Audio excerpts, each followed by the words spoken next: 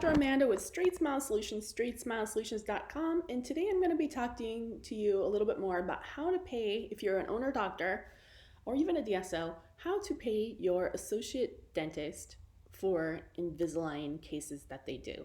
And this is a huge mistake that I see a lot of dentists doing, a lot of owner dentists, or even practice owners. They don't pay right. It's not about how much you pay, it's about how you pay, and you can get really creative with this.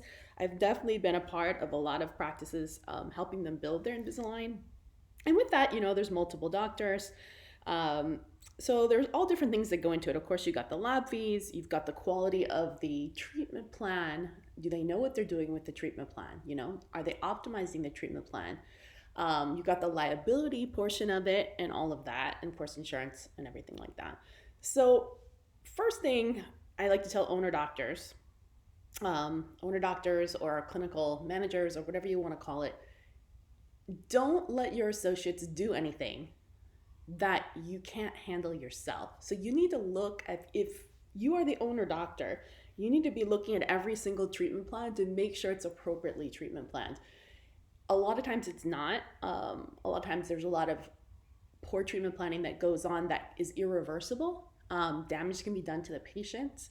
You can't just trust the treatment planning software to do things correctly. So if you're hands off and you're just letting your associates do whatever they want with treatment planning, again, this comes down to let's start with the beginning. Is your associate a W-2 or a 1099, okay? So obviously if they're a 1099, then you have to be hands off.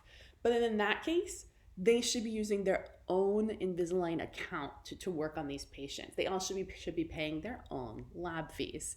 And they're also responsible for their own patient. So if they up and go, then the patient goes with them. So that's the first thing I would start. So you need to make sure that's clear. What you don't want is you don't want them up and going and then you're stuck with the patient, unless they're a W-2, and in that case it's your patient anyways, it's in your account. But in that case, you should know exactly, you should have seen the treatment plan before it was approved and make sure it's something that you feel comfortable with and it's done appropriately. Does that make sense? So you need to have a little bit of accountability over the top. So I'd start with that, right? And there's so many doctors out there that are being super sketchy. They're putting their associates as 1099s when they really aren't 1099. So you need to follow the laws there. So that's the first thing I would get straight. How is this going to work? Whose account is it in? Now, there's a benefit for you being an owner doctor, having more volume coming out of your account, because that's going to help to raise your chances of getting a volume discount. All you've got to get that 8%, you've got to do something like 24 complete or moderate cases, comprehensive or moderate cases in a 6-month period. It's not that hard to do that if you have multiple doctors. So that's the benefit of running it under your account, right? You can create staff logins and work with your territory manager to create logins that work so that your stuff is separate from everyone else's stuff and the staff, and you should do that. And that's one of the benefits of Invisalign, definitely, that has over any other aligner company, is they have that dashboard that's really easy to kind of segregate and outsource certain things to certain people. So it is convenient. Okay, so let's start with that. That would be my recommendation. Obviously, let's go back again. If they are a 1099, I would be having them pay their lab fees fully, and then of course they're going to get a bigger chunk of the production, whatever that chunk looks like. Let's say you're charging $5,000 for a case, they're paying $2,000 lab fee.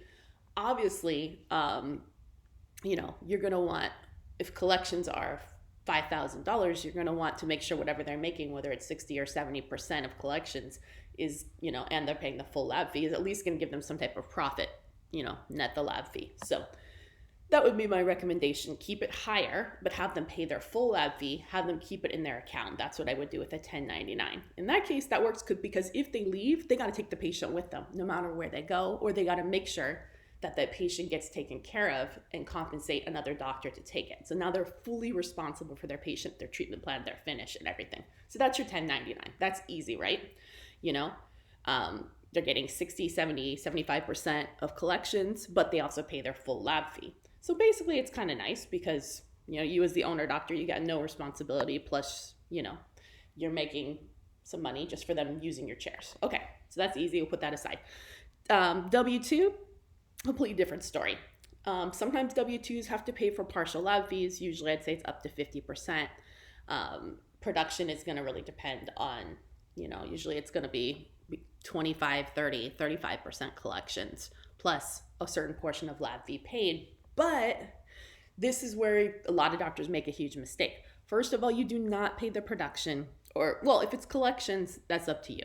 If you're going to pay it as it comes in, then that's choice. If it's production, you do not want to pay that all up front. It's a $5,000 case. They're paying 50% lab fee, and they're maybe making 30, 35% production. You don't want to pay it all at the start.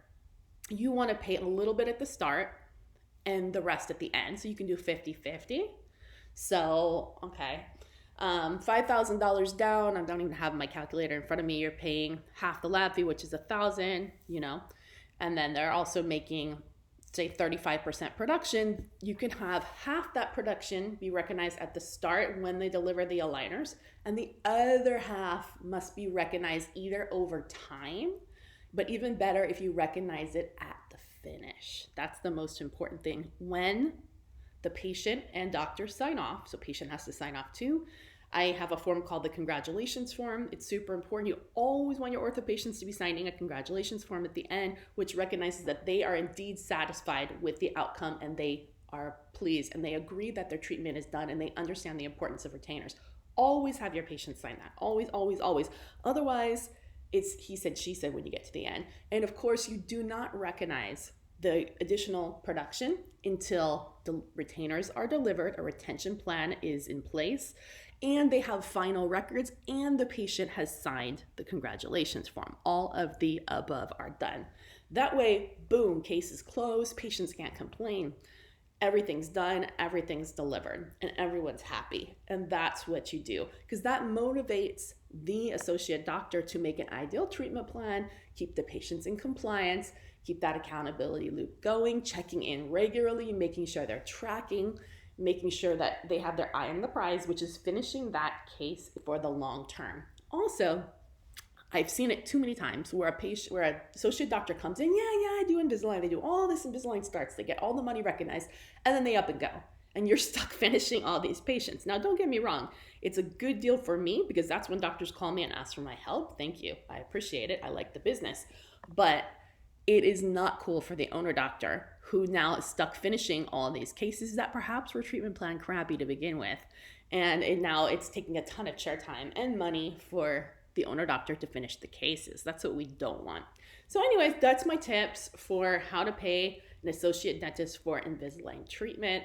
They may not love the way it is, but you know what? If they're really in it for the long haul with you and your office, they will think that's totally fine. If they are really confident about their treatment planning skills and their ability to keep a tight eye, accountability loop on compliance, they understand the concept of tracking, they use virtual resources, again, that will work out just fine. They will not be afraid of that. So I say go for it.